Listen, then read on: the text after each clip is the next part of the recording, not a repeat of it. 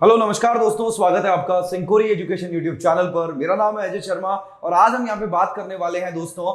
आज मैं आपको बताने वाला हूँ कि क्वेश्चन नंबर 16 to 20 को कैसे करना है। आज मैं हिंट और सॉल्यूशन लेकर आपके लिए आ गया हूँ, तो जल्दी से वीडियो को लाइक कर दीजिए, चैनल को सब्सक्राइब कर दीजिए और कॉमेंट करके बताना कि आपको वीडियो का कौन सा पार्ट सबसे अच्छा लगा। तो आइए दोस्तों देखते हैं और इस क्वेश्चन को करते हैं। सबसे पहला क्वेश्चन है आज का, वो है हमारा 16 1 to 15 में आपको करवा चुका हूं। 16 क्वेश्चन मैं पढ़ता हूं आप लोगों के लिए। यदि ए आपको दिया हुआ है a 1/b प्लस 1/c, मतलब आपको दिया गया है a 1/b प्लस 1/c दिया हुआ है और साथ में आपको दिया हुआ है दोस्तों b 1/c, यहां पे दिया हुआ है 1/c प्लस 1/a है और साथ में आपको दिया हुआ है c दिया हुआ है और 1/b प्लस 1/a है। आप इसको एक बार चेकआउट कर लो। ये पूरा का पूरा किसके अंदर है? तीनों की तीनों टर्म्स जो है वो किसके अंदर है दोस्तों? यहाँ पे एपी के अंदर। और आपसे बोला गया कि एबीसीबी क्या एपी में होगा क्या, ये आपको प्रूव करना है। ये आपका 16 क्वेश्चन है, आपको बताना है कि एबीसीबी जो है वो क्या है, एपी में है। आइए इसको सॉल्व करते हैं। सबसे पहले यहाँ पे बी और सी को मैंने एलसीएम ले लिया, तो ऊपर में क्या बन जाएगा मेरा? सी प्लस बी बन जाएगा। उम्मीद करता हूँ ये बात समझ में आ रही होगी। आगे इसमें भी मैं ऐसा करता हूं तो क्या होगा, एसी को मैंने एलसीएम लिया तो क्या बन जाएगा दोस्तों? बी यहाँ पे मल्टीप्लाई में है, ऊपर में बनेगा मेरा ए प्लस सी बन जाएगा। और यहाँ पे देखें अगर तो सी वाले पार्ट में भी ऐसा कर सकते हैं, तो यहाँ पे बनेगा हमारा, यहाँ पे हमने ए बी लिया तो यहाँ पे क्या आ जाएगा दोस्तों? ए प्लस बी आ जाएगा। उम्मीद करता हूँ समझ में आ रहा होगा, ये बात भी आपको क्लियर हो रही होगी। यहाँ तक सारी चीजें आपको क्लियर होगी। सी प्लस ए लिखो चाहे ए प्लस सी लिखो, बात एक ही है। उम्मीद करता हूँ ये सारी चीजें आपको क्लियर हो रही होगी। आगे देखिएगा, आगे आप देखें अगर तो ए को अंदर मल्टीप्लाई कर दूंगा तो AC प्लस AB आएगा और साथ में क्या आ जाएगा दोस्तों? यहाँ पे BC आ जाएगा। यहाँ पे क्या आ जाएगा? AB प्लस BC आया और डिवाइडेड बाय क्या आ गया? AC आ गया। यहाँ पे क्या है? AC प्लस BC आया और डिवाइडेड बाय क्या आ गया? AB आ गया। तो ये मेरा क्या बन गया? एक टर्म बन गया। इस टर्म को चेक कर लो कि ये क्या है, AP में है। अभी तक हमने कुछ भी नहीं किया, ऊपर वाले AP को केवल सिंप्लीफाई किया, तो इसका मतलब ये वाली टर्म्स भी क्या होंगी दोस्तों? ये वाली सारी टर्म्स भी किसके अंदर होगी? AP में होगी। उम्मीद करता हूँ ये बात आप लोगों को समझ में आ रही होगी और एक एक बात आपको क्लियर हो रही होगी। अब क्या करना है, इन तीनों टर्म्स के अंदर +1 कर देना है। तो देखिएगा क्या बनेगा हमारा expression, AC plus AB divided by क्या आ जाएगा? AC plus AB divided by BC आ जाएगा। ये बात आप लोगों को समझ में आ रही होगी। डिवाइडेड बाय BC आ जाएगा और प्लस का 1 होगा और साथ में यहाँ पे क्या होगा दोस्तों? यहाँ पे होगा AB प्लस BC, ये लिखा हुआ है अपना AB plus BC divided by क्या आ जाएगा? डिवाइडेड बाय आ जाएगा हमारा AC। इसमें भी +1 कर देना, ये भी +1 कर देना। अभी देखना कमाल का एक्सप्रेशन बनने वाला है। और साथ में AC plus BC upon AB आया तो यहाँ पे भी लिख दो AC plus BC divided by AB, ये भी +1 आया। तो अब क्या करेंगे भाई, BC को ले लेंगे LCM, तो क्या बन जाएगा हमारा? AC प्लस AB और साथ में आ गया प्लस का BC और यहाँ आया AB plus BC plus AC और डिवाइडेड बाय क्या आ गया? AC आ गया और AC plus BC plus AB और डिवाइडेड बाय क्या आ गया? AB आ गया। उम्मीद करता हूं ये बात समझ में आ गई होगी। अब क्या करना है दोस्तों, इस पूरे के पूरे पार्ट को AC AB और BC, यहाँ पे भी देखो AC AB और BC बना, यहाँ पे भी देखो AC AB और BC बना। अब पूरे के पूरे पार्ट को क्या करो, इससे डिवाइड कर दो। तो अगर इस पूरे पार्ट को AC plus AB plus BC के साथ डिवाइड कर दिया जाए तो क्या एक्सप्रेशन बन जाएगा हमारा? इस पूरे के पार्ट को, तीनों के तीनों को डिवाइड करेंगे तो क्या बनेगा? 1 अपॉन BC बन जाएगा सर, और क्या बनेगा हमारा? 1 अपॉन AC बन जाएगा और क्या बन जाएगा? 1 अपॉन AB बन जाएगा। ये हमें करना है, हमें पूरे के पूरे पार्ट को, इन तीनों के तीनों पार्ट्स को क्या करना है, यहाँ पे डिवाइड करना है। जैसे आप इसको डिवाइड करोगे क्या होगा भाई, इसको 1 अपॉन लिखोगे, 1 अपॉन AC, तो ये वाला पार्ट कैंसिल हो जाएगा। क्या बचेगा? 1 upon BC, 1 upon AC, 1 upon AB। अब क्या करो, आप पूरे के पूरे पार्ट को ABC के साथ मल्टीप्लाई कर दो। देखो यहाँ पे क्या एक्सप्रेशन बनता है, ABC के साथ मल्टीप्लाई करोगे 1 अपॉन BC को तो क्या आएगा? ABC इंटू 1 अपॉन BC, तो ये कैंसिल आउट हो गया। क्या बन गया? पहला पार्ट आ गया A और दूसरे पार्ट के साथ करोगे तो क्या बनेगा हमारा? वो आएगा B। देखो AC है, AC के साथ कैंसिल हो गया, B बच जाएगा। AB है, AB के साथ कैंसिल हो गया, C बच जाएगा। इसका मतलब हमने इसको सिंप्लीफाई करके बता दिया कि वो एक्सप्रेशन अगर, ये पूरा का पूरा एक्सप्रेशन अगर यहाँ पे किसके अंदर है? AP में है, तो हम ये कह सकते हैं दोस्तों कि ये वाला पार्ट ABCB क्या होंगे? AP में होंगे। Hence proved. उम्मीद करता हूँ ये क्वेश्चन आपको समझ में आया होगा। अगर किसी को कोई भी डाउट हो तो तुरंत बता देना, एक बार इसका स्क्रीनशॉट ले लेना। मैंने क्या किया है, मैंने पहले उसको सिंप्लीफाई किया, then AC plus AB plus BC से डिवाइड कर दिया, देन ABC से मल्टीप्लाई कर दिया, तो मेरा ABCB किसके अंदर आ गया? AP में आ गया। सिंप्लीफाई करके मैं स्टेप तक पहुंच गया। उम्मीद करता हूं ये बात समझ में आ रही होगी। 17 क्वेश्चन देख लो भाई। ABCD are in GP, prove that A की पावर n प्लस B की पावर n एंड B की पावर n प्लस C की पावर n एंड C की पावर n प्लस D की पावर n जो है वो GP के अंदर है, ऐसा आपको बोला गया। आइए दोस्तों इसको भी देख लेते हैं। R का वैल्यू आपको पता है GP में क्या होता है, कॉमन रेशियो, उसी की मदद से इसको सॉल्व करेंगे। आइए दोस्तों देखते हैं 17 क्वेश्चन क्या है। हिंदी मीडियम के विद्यार्थियों के लिए मैं हिंदी में भी इसको पढ़ देता हूं ताकि आपको क्लियर हो जाए। यदि एबीसीडी एक गुणोत्तर श्रेणी है तो सिद्ध कीजिए ए की पावर n प्लस बी की पावर n एंड बी की पावर n प्लस सी की पावर n। लिख देता हूं क्वेश्चन, ए की पावर n प्लस बी की पावर n सी की पावर n प्लस डी की पावर n जो है यहां पे आया, और साथ में क्या आया, b की पावर n प्लस सी की पावर n है। एक बार इसको चेक कर लेना, b की पावर n प्लस सी की पावर n है, और साथ में आया यहाँ पे c की पावर n प्लस d की पावर n आया।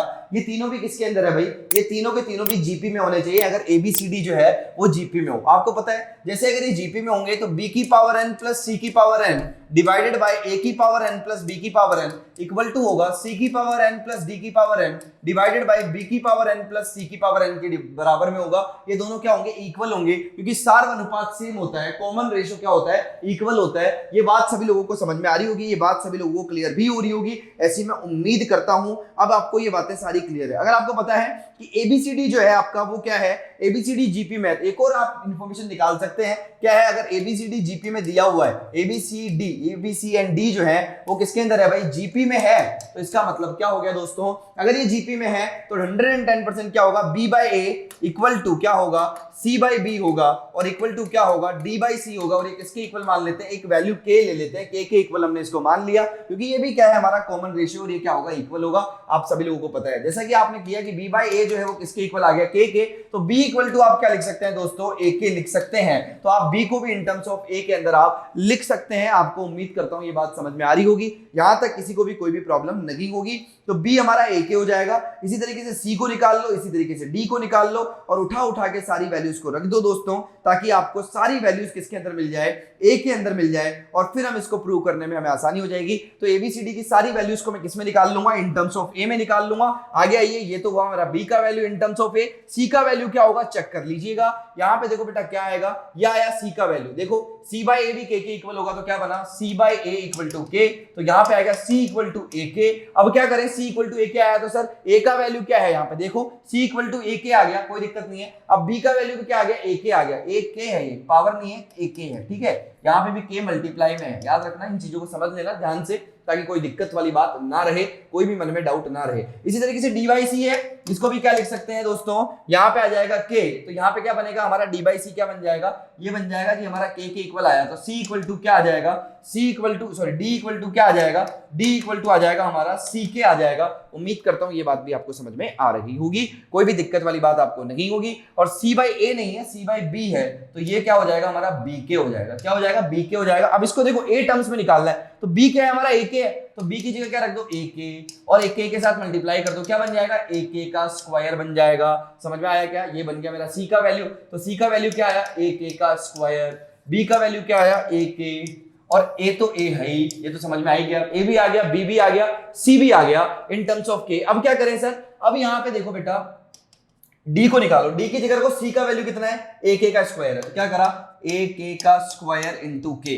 मतलब कितना आ गया, ए के का क्यूब आ गया। तो यहां पे हमने क्या कर दिया, डी इक्वल टू क्या कर दिया दोस्तों, ए के का क्यूब कर दिया। ये लो भाई, ये तीनों टर्म्स जो है, ये बी सी और डी जो है वो किस में आ गई, ए टर्म्स में आ गई और के टर्म्स में आ गई। उठा के वैल्यू को इसमें पुट कर दो, अगर ये हमने प्रूव कर दिया, इसका मतलब ये तीनों की तीनों चीजें किसके अंदर होगी, यहाँ पे जीपी में होगी। उम्मीद करता हूं ये बात आप लोगों को समझ में आएगी। आइए दोस्तों, उठा के इन वैल्यूज को रखते हैं और चेक करते हैं। यहाँ पे तो हमारे पास है बी की पावर एन प्लस सी की पावर एन डिवाइडेड बाय क्या एक्सप्रेशन था हमारा, यहाँ पे ए की पावर एन प्लस बी की पावर एन, ए की पावर एन प्लस बी की पावर एन, और यहाँ पे है सी की पावर एन प्लस डी की पावर एन, और यहाँ पे आ गया नीचे ए की पावर नहीं दोस्तों, बी की पावर एन प्लस सी की पावर एन होगा। क्या यही था एक्सप्रेशन, चेक कर लो एक बार, ठीक है।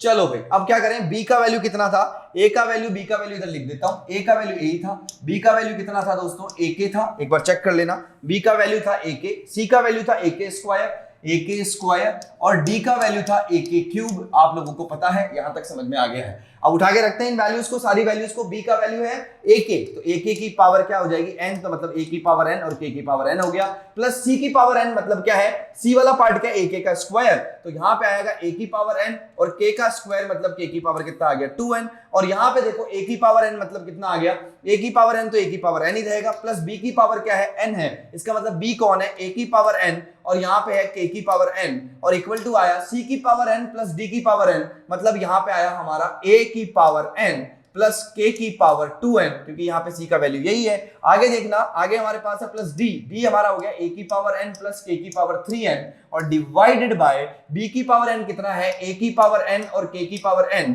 प्लस c का यहाँ पे वैल्यू होगा a की पावर n और k की पावर क्या बन जाएगा भाई 2n बन जाएगा। उम्मीद करता हूं समझ में आ रहा होगा। a की पावर n को कॉमन ले लो ऊपर से भी और नीचे से भी। नीचे क्या बनेगा k की पावर n प्लस k की पावर 2n और यहाँ पे डिवाइड करें अगर इसको तो ये बनेगा a की पावर n 1 प्लस k की पावर n। यहां तक भी क्लियर होगा। a की पावर n कैंसिल हो गया।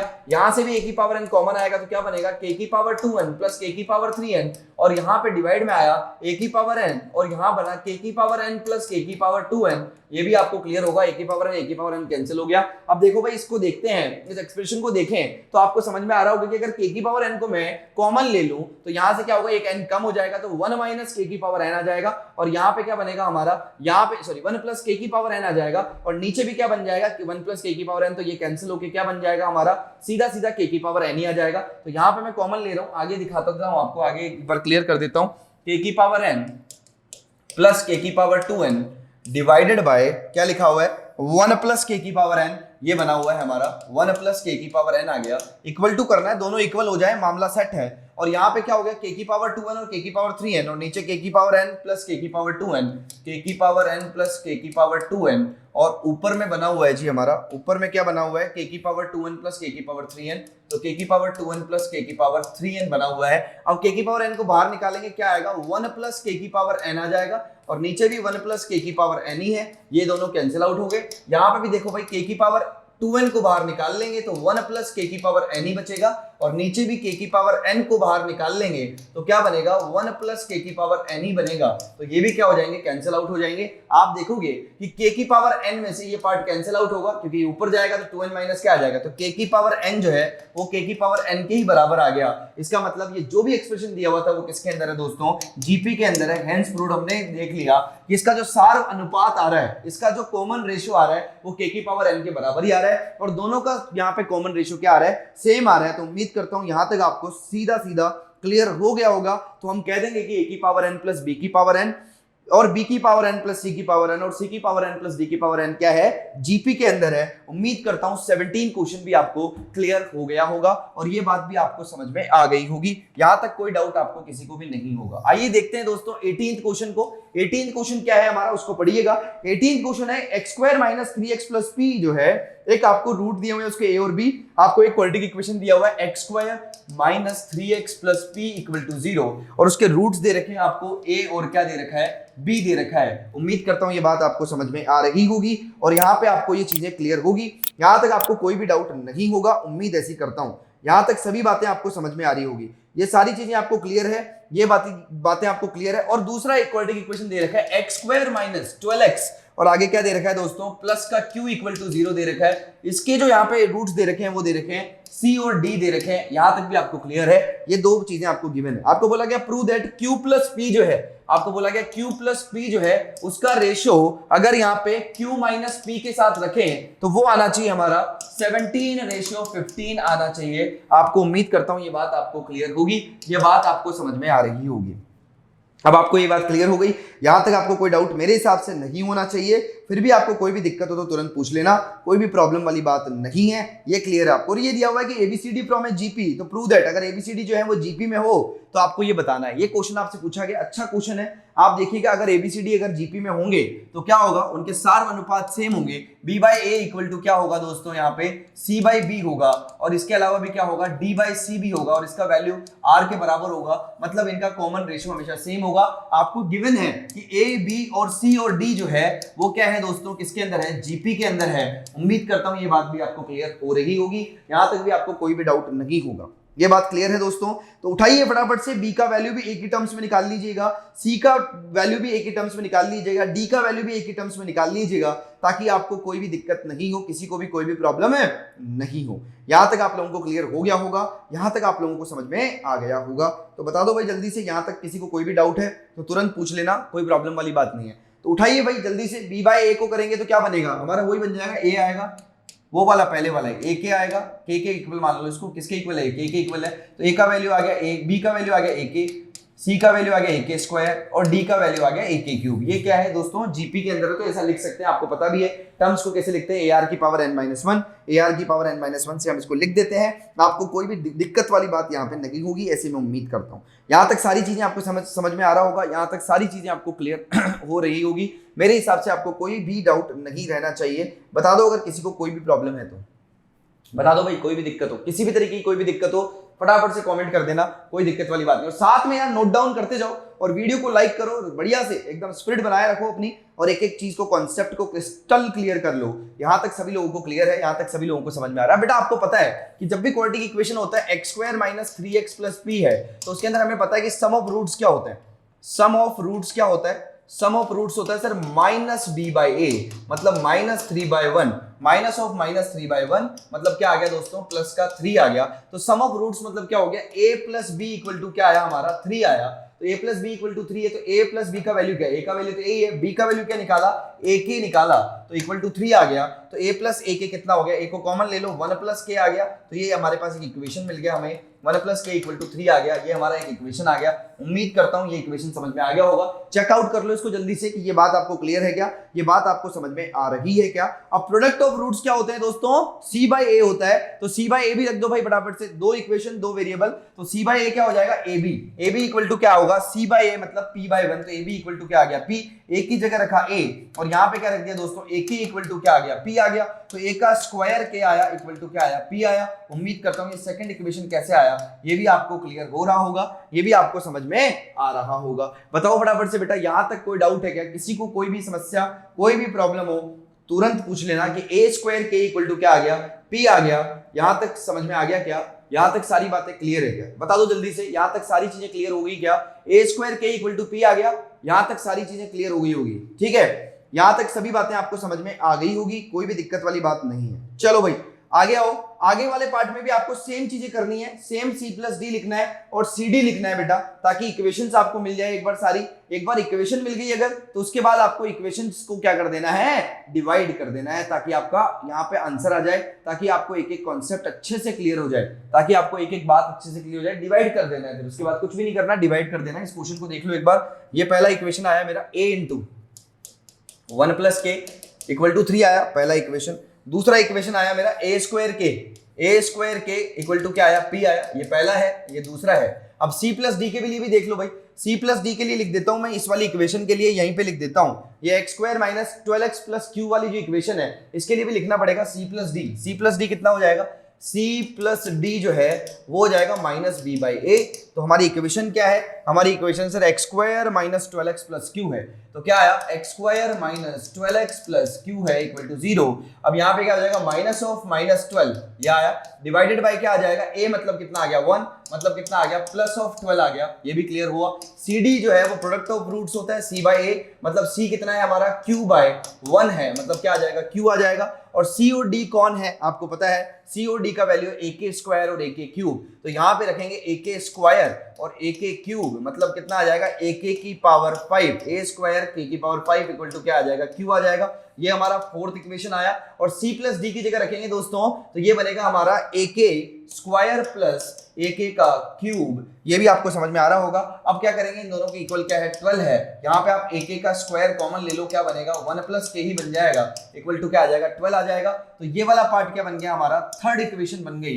ये हमारी कौन सी इक्वेशन है, थर्ड इक्वेशन है। अब क्या करो, फर्स्ट और थर्ड को सॉल्व कर लो भाई, यहाँ पे भी 1 प्लस k है, यहाँ पे भी 1 प्लस k है, तो 1 प्लस k और 1 प्लस k दोनों जगह 1 प्लस k है, तो 1 प्लस k के बराबर ले आओ, क्या आएगा यहाँ से, तो 1 प्लस k के बराबर आएगा 12 अपॉन a k का स्क्वायर, और यहां से 1 प्लस k के बराबर क्या आएगा, यहां से 1 प्लस k के बराबर आएगा sir third equation, first equation से 1 प्लस k इक्वल टू आ गया 3 अपॉन a आ गया, तो ये उठा के रख दिया 3 अपॉन a, और यहाँ पे इन दोनों इक्वेशंस को इक्वेट करवा दिया। तो मैंने बात करी इक्वेशन नंबर कौन सी है बेटा, इक्वेशन नंबर है हमारा, equation number first and third से मैंने बातचीत करी, तो 1 प्लस k का जो वैल्यू है वो उठा के रख दिया, तो 12 अपॉन a प्लस k का स्क्वायर, सॉरी a k का स्क्वायर इक्वल टू क्या आया, a k का स्क्वायर इक्वल टू आ गया, यहाँ पे देख लो, एक एक कॉन्सेप्ट को क्रिस्टल क्लियर कर लेना, एक एक बात को समझ लेना। तो यहाँ पे देख लो, ये आया मेरा 1 प्लस k क्या आ गया 3 बाई a आ गया, तो यहां तक सारी चीजें आपको क्लियर है। तो यहाँ पे 3/a के बराबर हो जाएगा ये। a से a कैंसिल आउट हो गया। क्या बन गया भाई हमारा यहाँ पे आया 3k² इक्वल टू आ गया 12।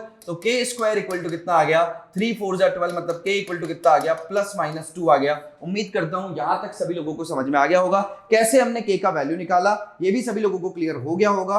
अगर आपको कोई भी डाउट हो फिर भी तो भी पूछ सकते हो, कोई दिक्कत वाली बात नहीं है। उम्मीद करता हूं दोस्तों यहां तक सभी बातें आपकी क्लियर हो गई होगी। अभी भी बता दो, आपको कोई भी डाउट हो किसी तरीके का तुरंत पूछ सकते हो। यहां तक आपको समझ में आ गया तो फिर उसके बाद जर्नी बहुत आसान हो जाती है।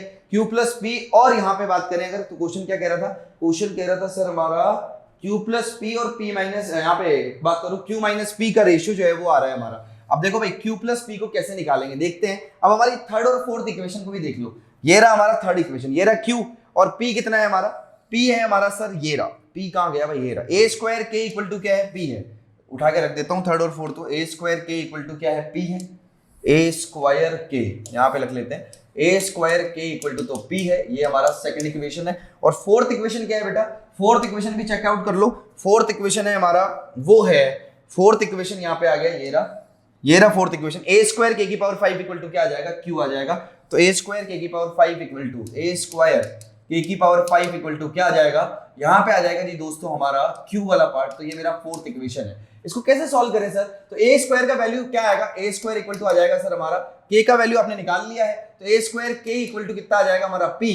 तो एक काम करो, यहाँ पे आ जाएगा P/k और यहाँ पे आ जाएगा हमारा a² इक्वल टू Q/k की पावर 5 आ जाएगा। दोनों को इक्वल कर दो भाई, दोनों को इक्वल कर दो। क्या आएगा P/k इक्वल टू Q/k की पावर 5। k से k कैंसिल आउट हो गया यहाँ पे। तो क्या बचा हमारा P इक्वल टू क्या आ जाएगा, P इक्वल टू यहाँ पे मल्टीप्लाई कर दो k की पावर 4 को और यहाँ आ जाएगा Q। तो Q और P में भी आपका एक रिलेशन आपको मिल गया है। अब P प्लस Q करना है आपको। P प्लस Q कैसे करोगे भाई, यहाँ पे Q माइनस P निकालना है ना शायद, Q माइनस P और क्या निकालना है बेटा, Q प्लस P और Q माइनस P। तो Q प्लस P और Q माइनस P का रेशियो निकालना है। और यहाँ पे आपको दिख रहा होगा Q प्लस P और Q माइनस P क्या बन जाएगा आपका, Q की जगह उठा के P की पावर 4 रख दो और यहाँ पे P की जगह रखो दोस्तों।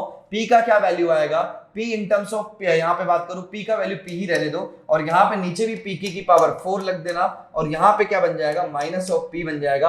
उम्मीद करता हूं समझ में आ रहा होगा। अब क्या करें, P को कॉमन ले लो, अंदर क्या रहेगा k की पावर 4 + 1 और यहाँ पे क्या हो जाएगा, यहाँ पे भी आप P को कॉमन ले लीजिए, अंदर क्या हो जाएगा k की पावर 4 - 1 हो जाएगा। यहाँ तक आप लोगों को क्लियर हो गया होगा। अब देखो इसको कैसे सॉल्व करते हैं। k का वैल्यू क्या आया था हमारा +-2, आप कुछ भी रखोगे वैल्यू क्या आएगा, पॉजिटिव ही आएगा। +-2 का पावर 4 + 1 और यहाँ पे अगर देखें तो P है और नीचे भी P है तो P से P क्या हो गया, कैंसिल आउट हो गया। तो k की पावर 4 यहाँ पे भी क्या आ जाएगा, +-2 की पावर 4 + 1 आ जाएगा। ये भी हमारा पार्ट होगा। 2 2 जा 4, 4 2 जा कितना हो जाएगा, यहाँ पे 8 2 जा 16 + 1 कितना हो गया दोस्तों 17 और नीचे कितना आएगा, यहाँ पे माइनस था यहाँ पे, तो यहाँ पे आएगा हमारा 16 - 1 कितना आ जाएगा 15। मतलब जैसे ही मैंने Q + P और यहाँ पे बात करूं Q - P किया तो 17/15 आ गया, जो कि रेशियो है मेरा 17:15 और हैंस प्रूव्ड हो गया ये क्वेश्चन भी। उम्मीद करता हूं क्वेश्चन आपको क्लियर हो गया होगा। यहां तक किसी को कोई भी डाउट मेरे हिसाब से नहीं होगा।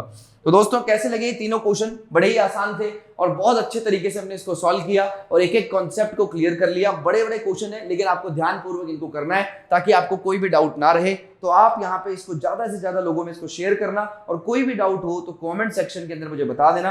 तो ये क्वेश्चन थे आपके 16, 17 और 18। उम्मीद करता हूं दोस्तों ये क्लास आपको जरूर से फ्रूटफुल लगी होगी। आगे वाले जो क्वेश्चन है हम 19 से लगा के 32 को 2 पार्ट्स के अंदर कर लेंगे और इस वीक में हमारा ये चैप्टर बिल्कुल फिनिश हो जाएगा। उसके बाद हम स्टार्ट करेंगे स्ट्रेट लाइन को, जो हमारा चैप्टर नंबर 10 है। कैसे स्ट्रेट लाइन का इक्वेशन लिखते हैं, किस तरीके से इसको सॉल्व करते हैं, आपको एक एक बात क्लियर हो जाएगी, इस बात की गारंटी मेरी है। उम्मीद करता हूं दोस्तों यहां तक सारे के सारे क्वेश्चंस आपको क्लियर हो गए होंगे।